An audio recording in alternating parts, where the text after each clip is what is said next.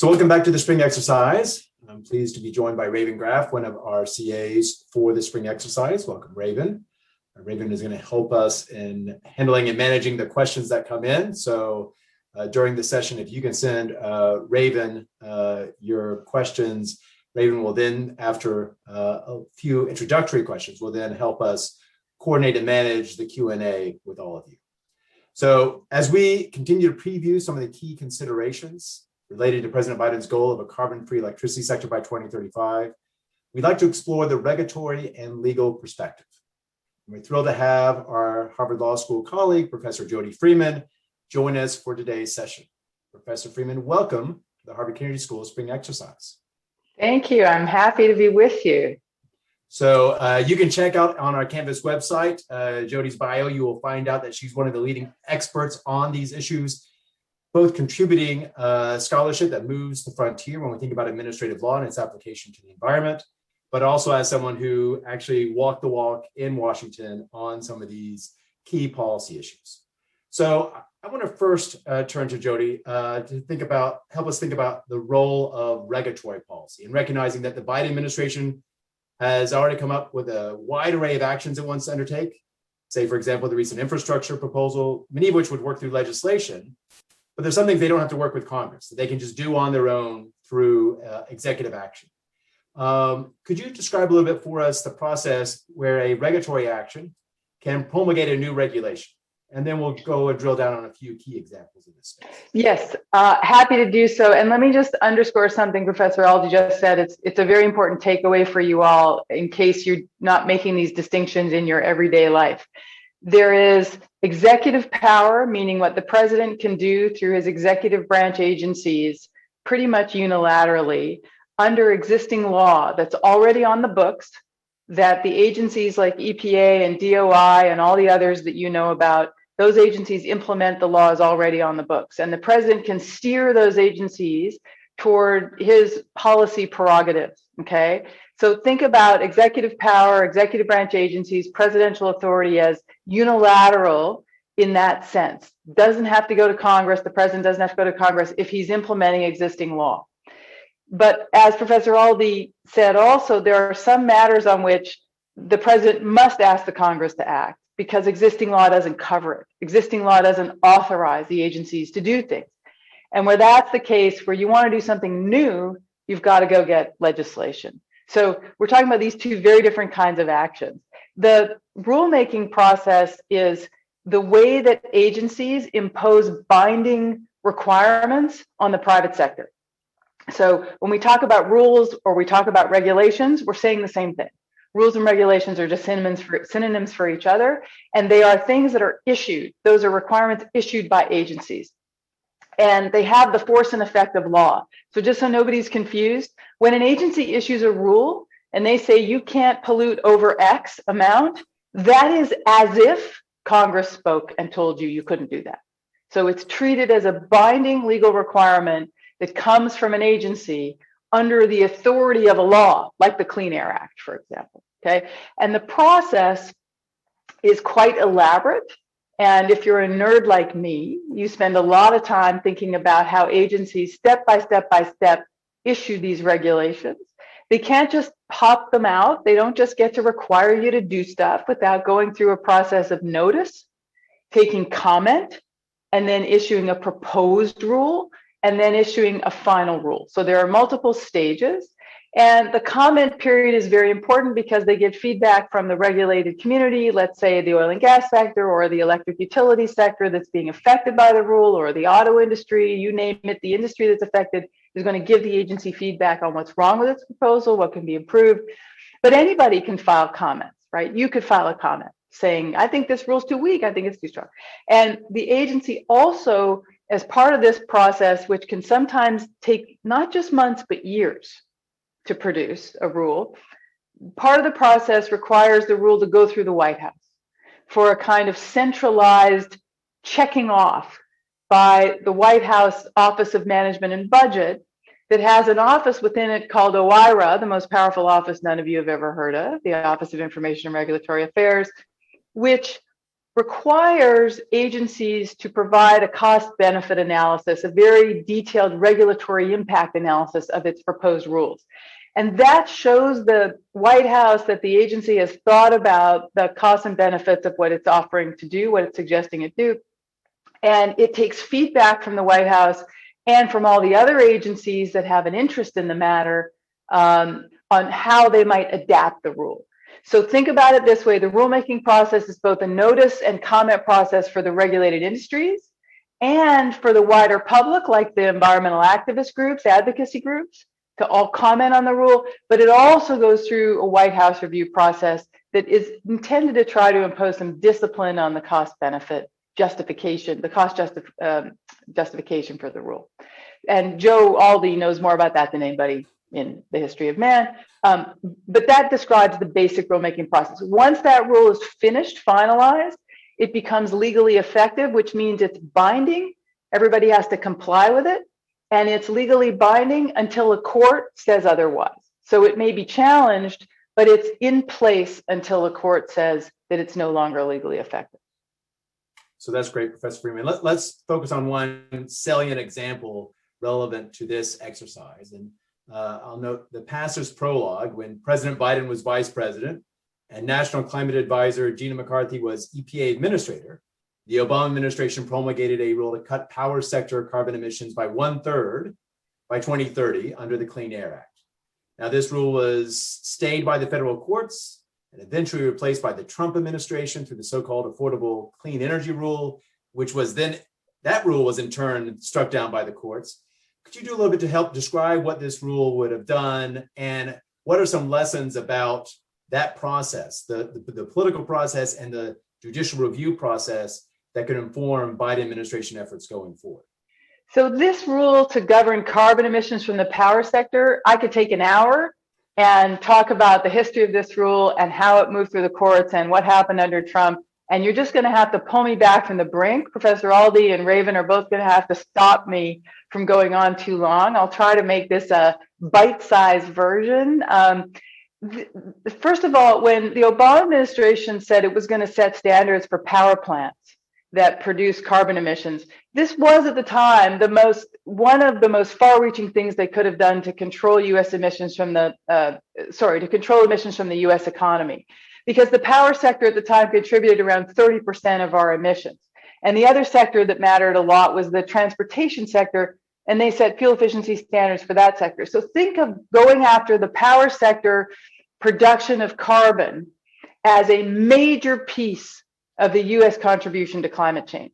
So setting the standards was historic. No administration had ever tried to do that before. And it was particularly important because it set standards for the oldest, dirtiest coal and natural gas-fired power plants in the country, which are responsible for the lion's share of emissions from electricity. Okay, so that's number one to know, is big opportunity. Number two is really, really hard to set these standards under the Clean Air Act, because that law, which was drafted in 1970, doesn't specifically talk about climate change in particular in detail, and the EPA had to use an existing section of the law that authorized it to set standards for stationary sources, meaning these plants that are stationary, they don't move around. And it was to set standards based on the, quote, best system of emission reduction. That's the language in the law, best system of emission reduction. And all the legal controversy is around what those words mean. The reason I get paid, okay, is to teach students how complicated it is to figure out things like best system of emission reduction. What does that mean? And what the Obama EPA did was they interpreted that as language. Best system means what's the best approach for controlling carbon emissions from power plants, treating them as interconnected on a grid, because they're physically interconnected on a grid. And so the Obama team thought they could look across the whole grid and look at all the opportunities to cut carbon emissions. What could you do with this grid? And one of the things you can do with a grid is substitute in renewable power for coal and natural gas fired power. You can use more of the renewable energy and less of the old fossil fuel energy. And if you do that, you can cut emissions a lot. So based on their theory of best system, they adopted very stringent standards. At the time, they were stringent. Now they wouldn't be seen that way, but they were at the time. But that view of what a best system is contestable. And opponents of the rule, including most of the members of the power sector industry and many states that were opposed to this rule, said, whoa, whoa, whoa, whoa, you don't have the legal authority to do this. It says best system of emission reduction for a source, meaning you can only set standards at each individual power plant, and each individual power plant can only do so much to improve its efficiency and therefore cut carbon a little teeny tiny amount. And so you've wildly exceeded your authority. That's my shortest, quickest version of the difference between the Obama administration and the Trump administration's view of its legal power. When the Obama team adopted this expansive notion of its legal authority, and it set standards very aggressively or assertively, you might say, creatively, you might say, there was a risk that they would lose a legal challenge. And this was sent to the DC Circuit. The DC Circuit Court of Appeals is the first court to preside over any challenge to EPA rulemaking. That's where all the Clean Air Act challenges go. That's what the law says, goes direct to DC Circuit. And the DC Circuit heard the case en banc, meaning for important cases, the entire membership of the circuit, all of the judges on that circuit hear it. And prior to them hearing it, the Supreme Court, in an unprecedented move, stayed the rule, meaning it never went into legal effect. And I could talk for half an hour about that, but the point is the Supreme Court itself intervened and prevented the rule from going into effect, while the DC Circuit in its entirety presided over it like a day-long argument, which is unbelievable. Usually a 3-judge panel hears an argument, lasts an hour. This was a day-long presentation of argument. And they then took the case under consideration. The question was, are we going to uphold the Obama era clean power plan? Are the courts going to uphold it? Is this 32% cut by 2025 going to go into effect or not? And then before the DC Circuit could issue its opinion, the Trump administration came in. President Trump won the 2016 election. So no court ever decided on the legality of the Obama Clean Power Plan. We never heard whether EPA had exceeded its authority, because the Trump administration came in, and upon coming in, they went into the federal court and said, don't issue your opinion, because they didn't want them to uphold the Clean Power Plan. They said, don't issue your opinion, we're going to rescind it. And so then the Trump EPA rescinded their own regulation, right? They rescinded the Clean Power Plan, and they replaced it with the rule Professor Aldy mentioned, which is the American Clean Energy Plan, which compared to the Obama standard was far weaker, would have cut emissions 1.5%, a whopping 1.5%, if that. In some instances, the modeling showed, their own modeling, the Trump administration showed that it would have increased emissions from the power sector and essentially left to the states the decision whether to do anything at all. That's my vast oversimplification of the Trump era rule. That was then legally challenged, you can only imagine, as illegal for a variety of reasons. And that case went, of course, to the DC Circuit, the court that hears that. And the 3-judge panel heard the argument.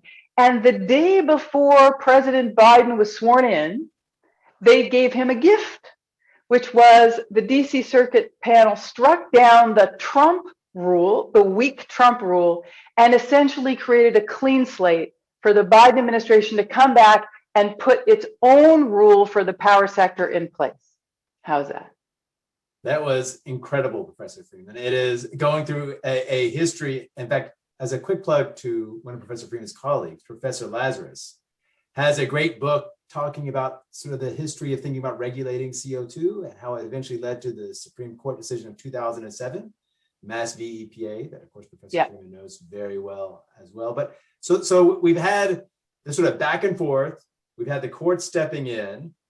So a short question perhaps for you, which is, could Administrator Regan, recently confirmed as Administrator of EPA, could he actually use, let's say, the 2015 interpretation of the Clean Air Act to set a zero carbon emission goal for the power sector by 2035? So again, the language you have to worry about is setting a standard based on the best system of emission reduction for a source. And the EPA now has to decide whether to just put back in place the Obama interpretation, which treated all of the power plants as interconnected and took advantage of all the things you could do on the grid, including substituting renewables for natural gas and coal, or whether they want to do something a little more conservative and set a standard that reflects what each power plant can do on its own. That choice is very important, because if they lean into the legal interpretation, they may face skepticism in an increasingly conservative judiciary. So the greatest legacy that Trump has left in environment, energy, natural resources law might be 3 new conservative members of the Supreme Court. Because if the Obama interpretation were to reach the Supreme Court, it was already going to be an open question whether you could have gotten 5 members of the prior Supreme Court, where Justice Kennedy was the swing vote. The open question whether the Obama era rule would have survived judicial review. Now the court has only gone further, more conservative, more skeptical about regulation. And I think there's a sense that just to return to the Obama interpretation would be a highly risky move. That's a perspective that some people have. And there's a debate about that goes on both within the EPA now, outside the EPA. Everybody's thinking, how should we write this new rule? So you mentioned earlier about how in the development of a regulation, there's a coordinated interagency review in the White House by the Office of Information and Regulatory Affairs, which some of our students have heard of. Okay. So that has long been focused on how various agencies that have equities on the regulation can provide input and to assess the characterization of benefits and costs and the regulatory impact analysis. Right. One of the other requirements that dates back to an executive order from the 1990s issued by President Clinton focuses on environmental justice. Yeah. Now, when we look at, say, for those of us like Professor Freeman and I who actually read the Federal Register for fun, and we look at some of these regulations, they will describe how the regulatory agency has complied with that environmental justice executive order, but it has a kind of check the box feel to it. How could new regulations under the Biden administration more substantially address environmental justice? And do you envision potential changes in process? Do you envision a broader accounting of outcomes? Or do you see other ways in which they'll try to address environmental justice in using their executive authorities? Yeah, it's a great question. And so environmental justice, as I think you're all aware, has been a prominent priority for the Biden administration. And this is really something notable. One of the top few priorities for the Biden administration in this area of climate, energy, environment, natural resources. And you see that across the 2 major executive orders that the Biden White House put out on environmental regulation and climate policy. You see their priority for environmental justice repeated over and over again in very concrete ways. And so I want to respond to this question by explaining a little bit about why I think you will see different analysis and process and outcomes taking environmental justice into consideration. First of all, what is environmental justice? We could talk about that in some detail, but essentially it's designed to be about fair treatment. That is, involvement of all people in development, implementation, and enforcement of our environmental and natural resource and energy laws, and awareness that lower income and minority communities have suffered a disproportionate impact from environmental harms, largely because of siting of hazardous waste facilities, siting of highly polluting facilities that degrade water supplies, and cumulative impacts on these communities that are never fully accounted for in their cumulative sense.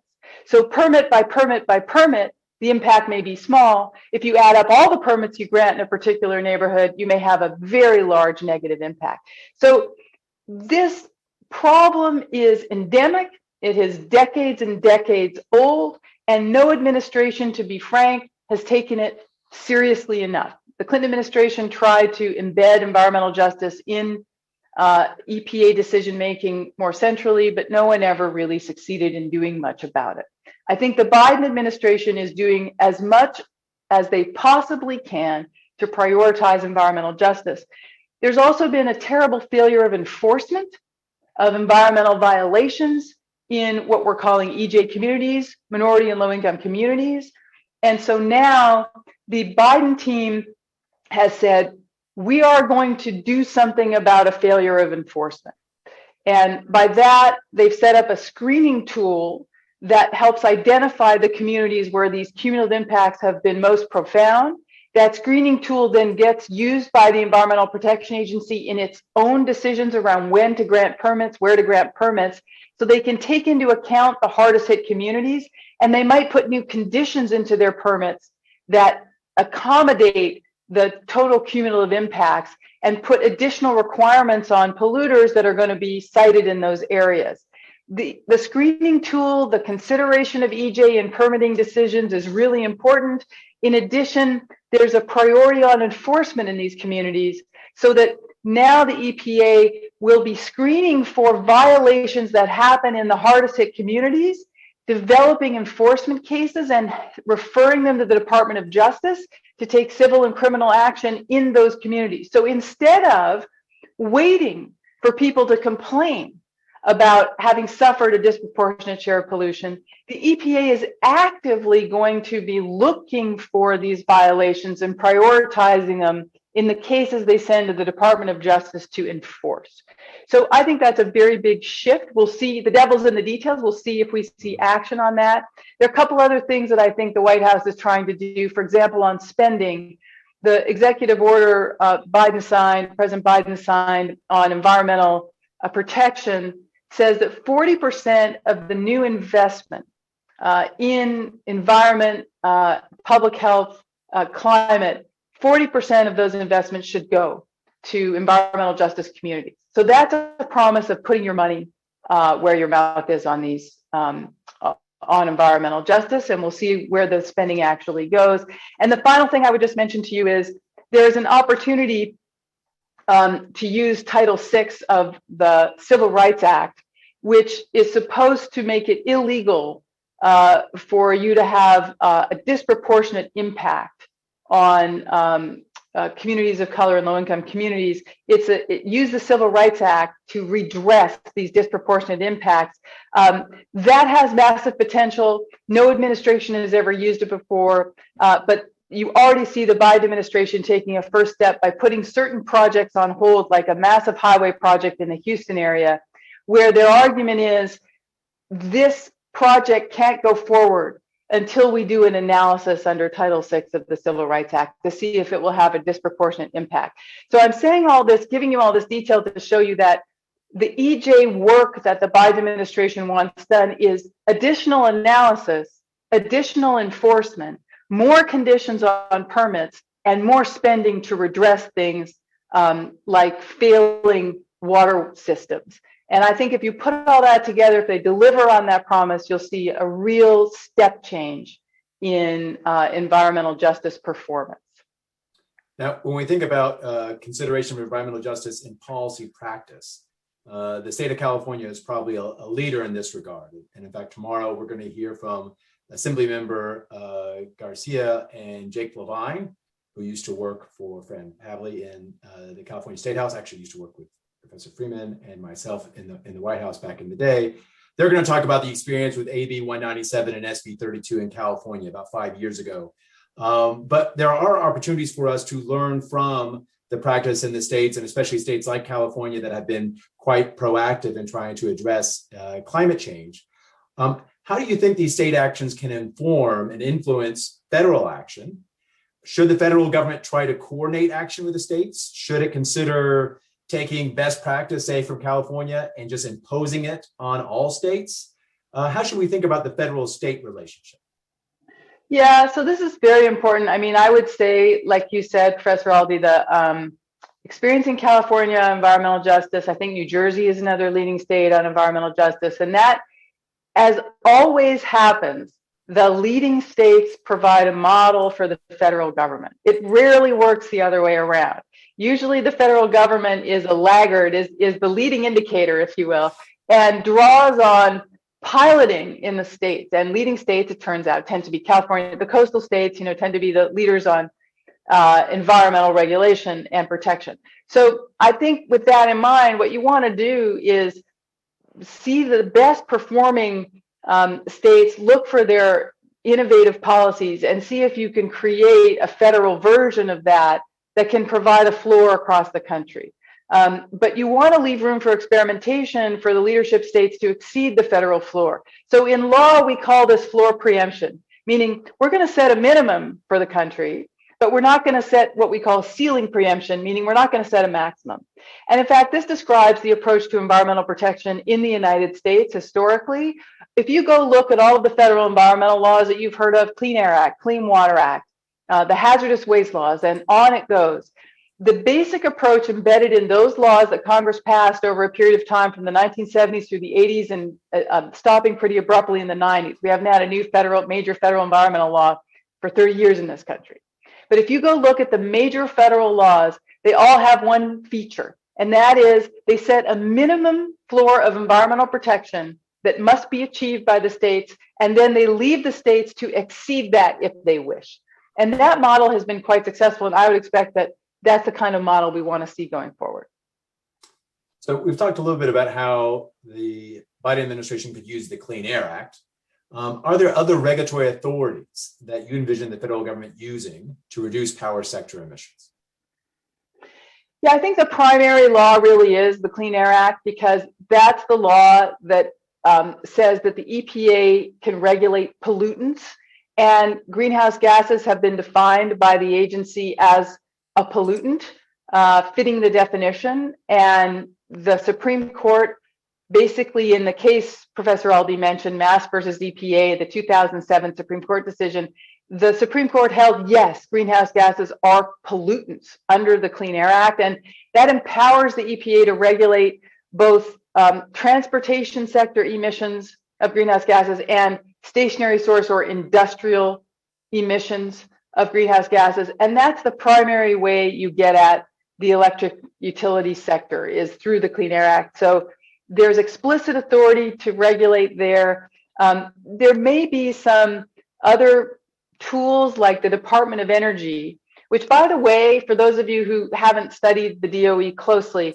is not really a regulatory agency. The DOE does a couple things primarily. One is it cleans up nuclear waste. That's one of its primary jobs.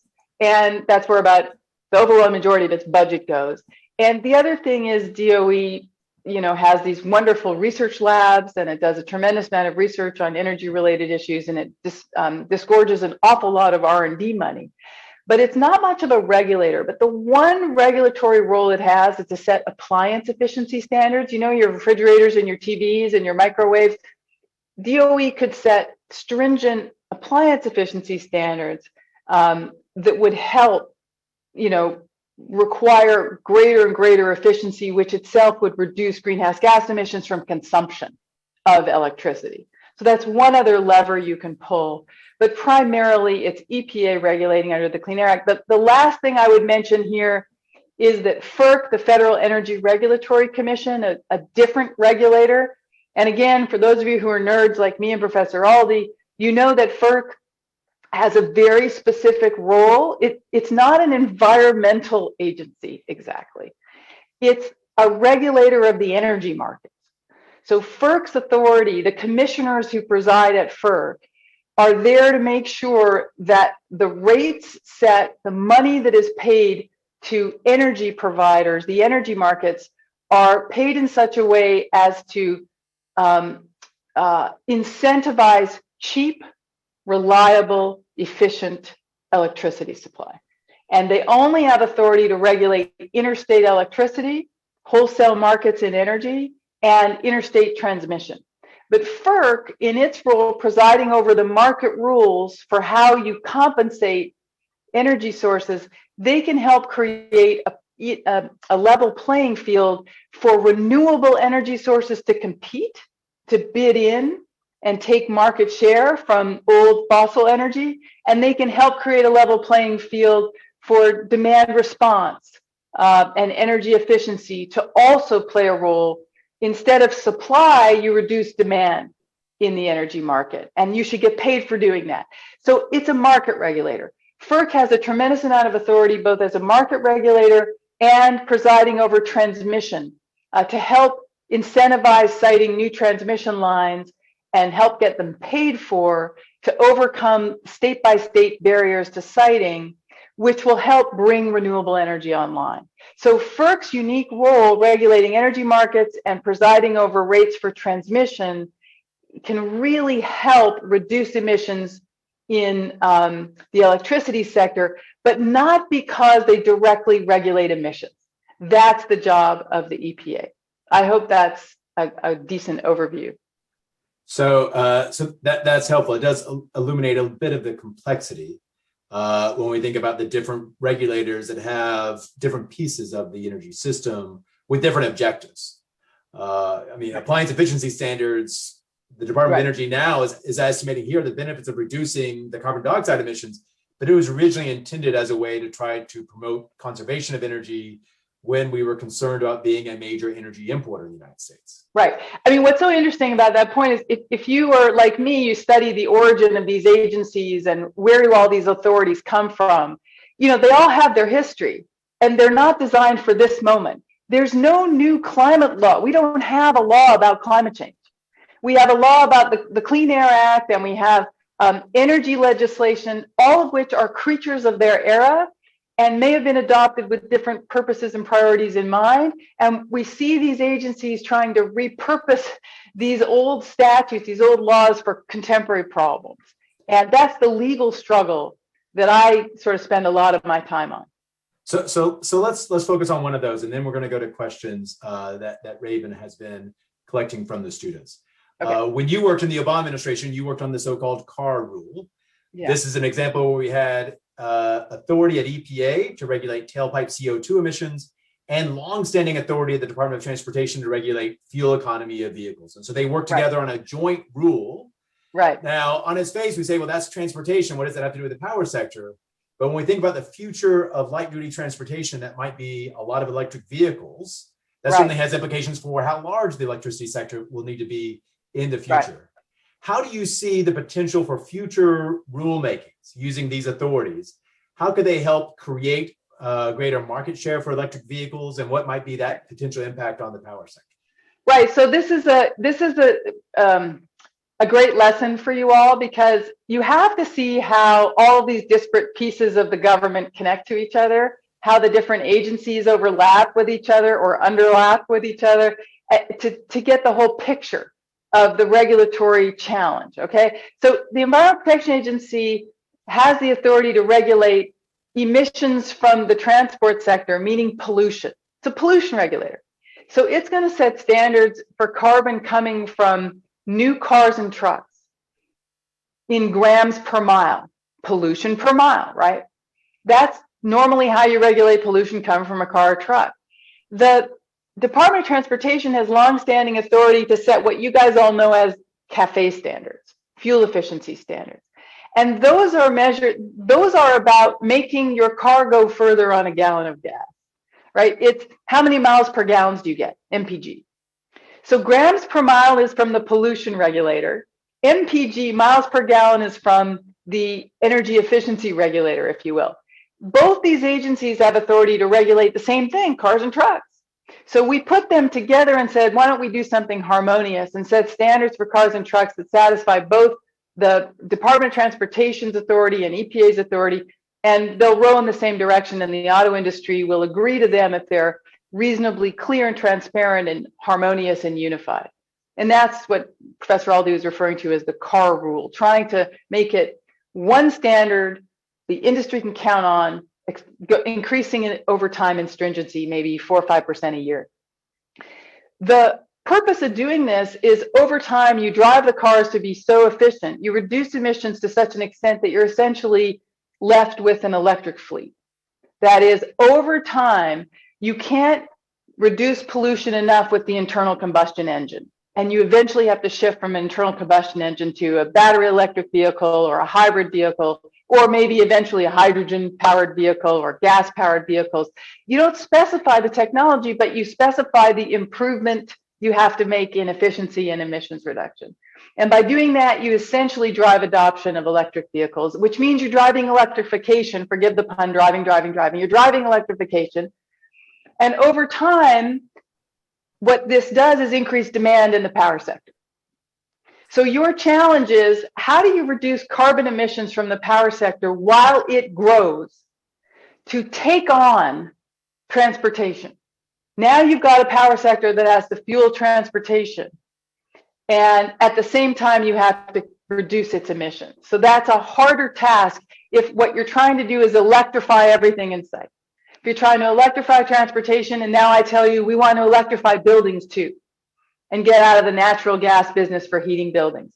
So if you're in the electric power sector, you're happy because you're trying to make money for your shareholders. You want to eat everybody's lunch, right? You want to take over the auto sector.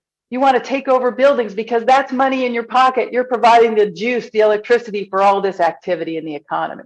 But it also is a challenge for your sector if you're supposed to be cutting your emissions in half over time. So that's a way of understanding all these regulatory authorities can create new problems and new challenges even as they try to solve them. Great. Let me now turn to Raven, who's been collecting some questions from our students. Raven. Yeah, I'm gonna, I'll call on students and we'll ask you to read your questions aloud to Professor Freeman. And we'll start with Roberto Limas Villers on how to work through oscillating administrations.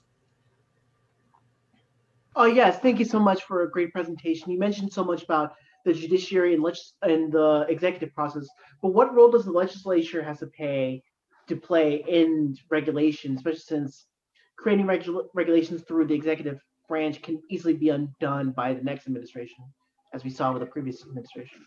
Yeah, so this is a great question because it gets to the durability of these rules. You know, you live by the sword, you die by the sword. If as president, you can basically direct your agencies to adopt more stringent rules or less stringent rules, it means the next administration can come and undo them. Now, I want to make one very important point. If any of you are taking notes or if right now you're shopping online, I would stop because this is a very important take-home message. There are limits to what a president can tell his or her agencies to do. They can't wake up in the morning and tell the Environmental Protection Agency, set a standard at X for this industry. It's governed by the law, the Clean Air Act in this case, or whatever law the agency is implementing. So there are constraints. The chief executive, the president can't just ask the agency to do anything. It has to fit within the existing legal authority. This is very important. But even within that authority, there's often some interpretive room. There's some discretion. And one administration will exercise the discretion in one direction and the other in the other direction. And this is where the question is coming from. There's a pendulum. And that's very typical to see from administration to administration. And the only way to stop that pendulum is if Congress legislates more specifically, passes a law that says, yeah, no, it's not that, it's this. But we have a fairly inert Congress, as you may have noticed, which is not capable. I mean, it's capable right now of spending. So multi-trillion-dollar bills for economic recovery to deal with COVID consequences, and also now, I think, very likely an infrastructure bill that Professor Aldy knows more about than anybody. Congress has proven itself capable of two things. One is cutting taxes, and the other is spending like a drunken sailor. The thing Congress has not proven itself very capable of in the modern regulatory era is new legislation to deal with new problems. And this isn't just in the environmental area. This is true of, think about the internet. Do you know that the Telecom Act of 1996, I think it is, was passed before the internet even existed? I mean, we have such out-of-date statutes. So your question is, what does Congress have to do with it? And my answer is right now, not much, but they really ought to be passing fresh legislation, and that would create durability across administrations. But we don't have that right now, so we see agencies filling the gap with rules. I guess they'll do that until the drunken sailor sobers up. Exactly. Let's go to Raven for another question, please. Yeah, actually, we're going to invite two students. We're continuing on the theme of the limits of regulatory authority. First, I'll ask Sandra to ask your question about FERC, and then Charlotte about the role of ESG investing. So Sandra, would you like to share a question? Hi, thank you so much. What I was interested in is understanding the role of FERC in actually setting carbon emission prices or any sort of other incentives towards certain kind of like energy consumption. So what is their wiggle room or role in that? is a very hard question to answer in a forum like this. It would take hours to explain this. I'll give you the shortest version possible, and I'll recommend to you a paper you can read by someone named Ari Peskoe, Peskoe. Maybe you guys can post this paper for your students. Ari Peskoe is a senior lawyer working in my program over at the law school, and he wrote a paper on how FERC is an essential player in a clean energy agenda for the Biden administration. And that's because of the power that FERC exercises over the market design for energy, and the power it exercises over the rules for reimbursing for interstate transmission. And the very short answer to your question is that FERC has to approve the market rates that the regional transmission organizations pay when they pay energy providers. Those rules for who gets compensated for putting energy into the grid, those rules have to be overseen by FERC. And the way those rules are designed can disfavor cleaner energy. They can favor certain kinds of energy by not fully compensating, say, wind and solar power, or by not fully compensating demand response, that is less consumption, doesn't get compensated as well.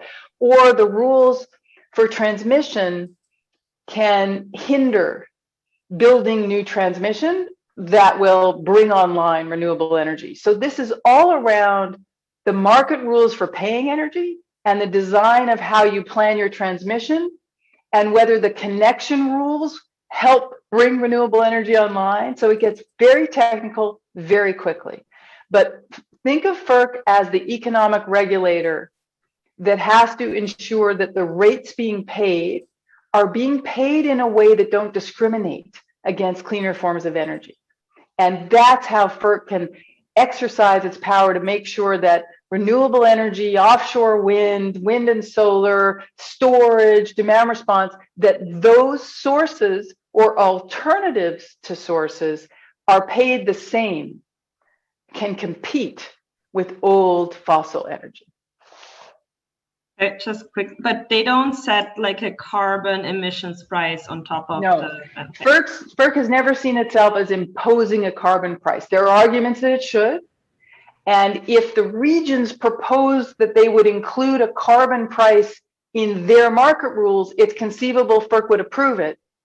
But historically, FERC doesn't tell them what to do in their market rules. And Joe, to the extent that he disagrees with me, Professor Aldy can chime in. But that's primarily the way. I'll chime in, but I'll agree with you, Professor Freeman. And just note that we've seen New York State explore doing this with a so-called carbon price adder in the New York market, the ISO for New York. Now, the New York is kind of distinctive because it's one of the few regional trading systems that is coterminous with state boundaries.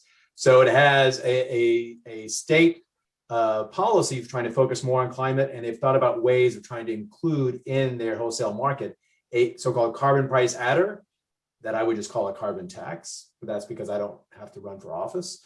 They'll call it something else. But so there has been some exploration of it. But again, it's a function of coming sort of bottom up from the managers of the markets, not coming down from FERC.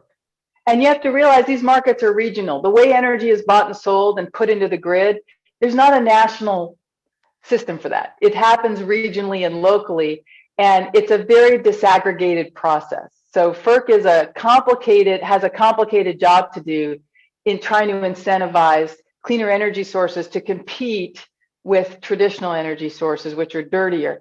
And it's very important. Last thing I'll say on this, very important. FERC's identity, agencies have identities, they have cultures, and you may be surprised to hear that, they operate with a long history and their staff absorbs a perspective. FERC has not historically said we're an environmental agency. They're an economic regulator. They want to have market rules that allow for competition. And historically, the job of this agency is to keep electricity cheap for you. And to keep it cheap for you means trying to incentivize coal and natural gas. But its identity is now somewhat in flux as it takes on climate change. The EPA is the environmental regulator, but FERC sees itself as that's EPA's job. So you're watching these agencies adjust over time as new problems require them to adapt their mission. So, Raven, I know we have one more question. Let's take that before we run out of time. I will say one other thing.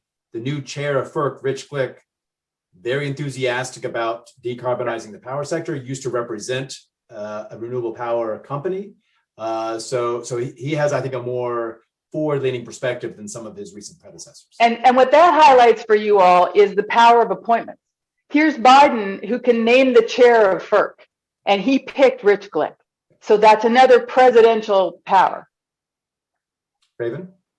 Yeah, Charlotte, would you like to ask your question quickly? Hi, thank you so much for being with us. So I was wondering what powers, if any, the federal government or state governments have to kind of compel a minimum investment threshold in ESG stocks. So hypothetically, could, for instance, like the California executive compel CalPERS to have a minimum threshold that needed to be invested in ESG?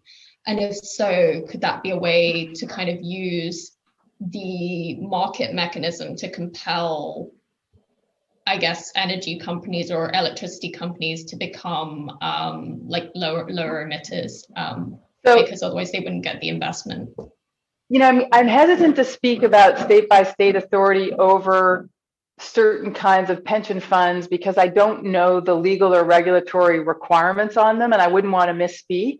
What I'm most familiar with is what's happening in the market for ESG. That is what the investment community, the banks, shareholders, ratings agencies, insurers are demanding that they know in order to continue to provide capital to the energy and other industries.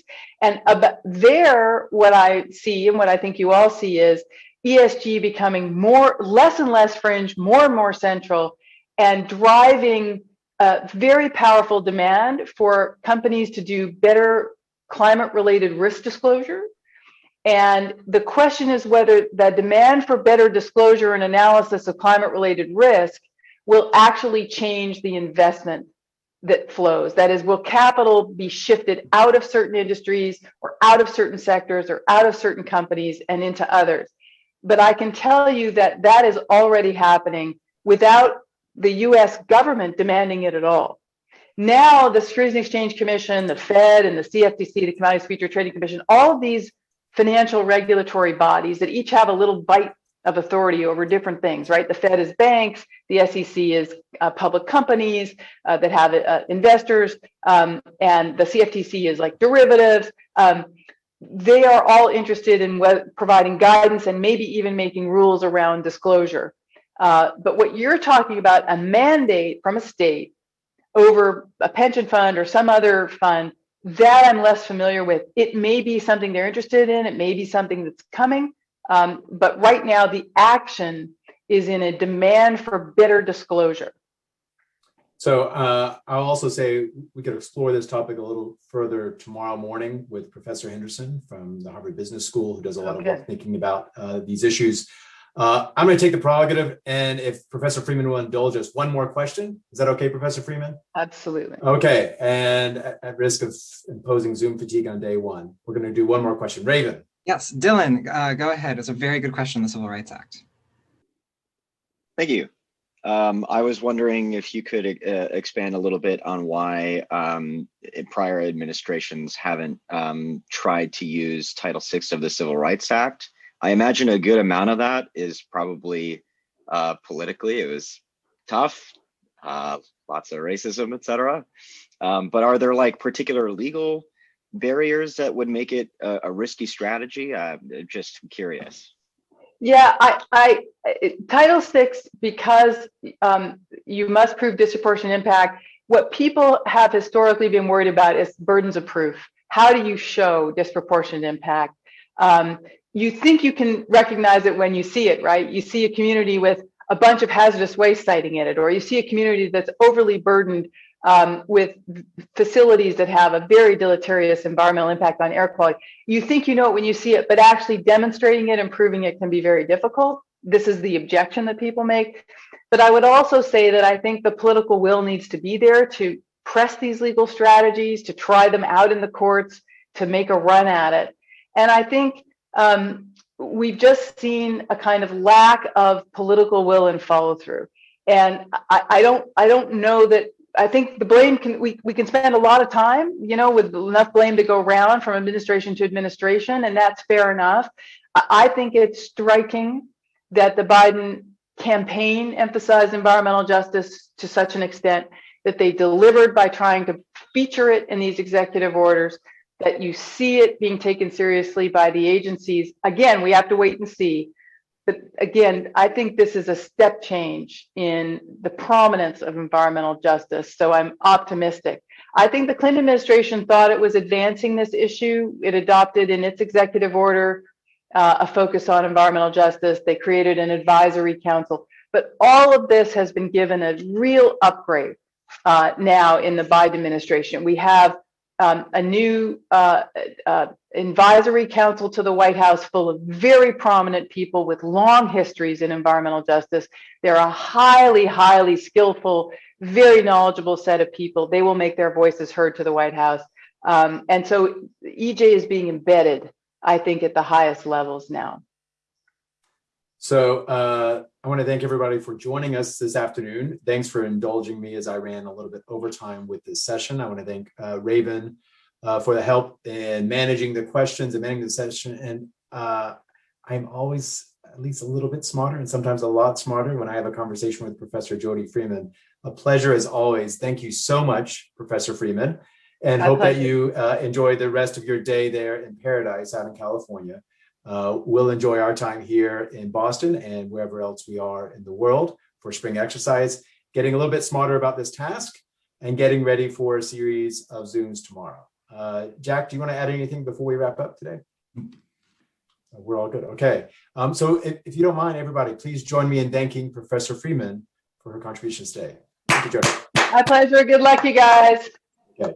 Take care. Bye-bye.